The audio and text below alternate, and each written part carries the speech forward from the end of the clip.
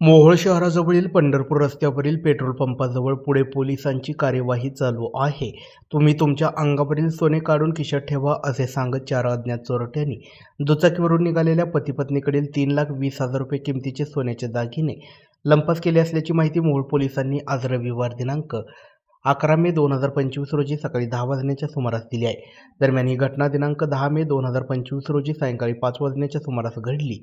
पोखरापूर येथील लक्ष्मण दळवी व त्यांच्या पत्नी जयश्री असे दोघे मिळून दिनांक 10 मे रोजी पाहुण्यांच्या लग्न कार्यासाठी मोटरसायकलवरून गेले होते.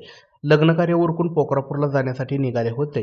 दरम्यान मोहोळ शहराजवळील पंढरपूर रस्त्यावरील पेट्रोल पंपाच्या पुढे 100 फुटावर दळवी यांची दुचाकी गेली असता त्यांच्या पाठीमागून एक मोटरसायकल जवळ आली.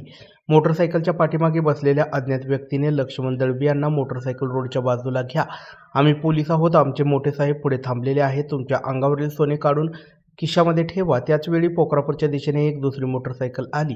त्यांनीही दळवी यांच्याजवळ थांबलेल्या मोटरसायकलवरील इसमांना तुमचे खरे आहे, पुढे साहेब आहेत असे म्हणून त्यांच्या गळ्यातील सोन्याची साखळी काढून खिशामध्ये घातली. त्यावेळी दळवी पती पत्नीला ही बातमी खरी असल्याचा विश्वास पटला.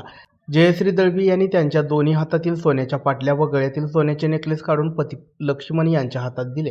त्यावेळी पाठीमागून आलेल्या मोटरसायकलवरील इस्माने लक्ष्मण यांना तुमचे सोने मी कागदात बांधून देतो असे म्हणून त्यांच्या हातात घेऊन एक पांढऱ्या रंगाच्या कागदात गुंडाळून लक्ष्मण दळवी यांच्याकडे देत दोन्ही मोटरसायकलवरील 4 अज्ञात व्यक्ती मोहोळच्या दिशेने निघून गेले.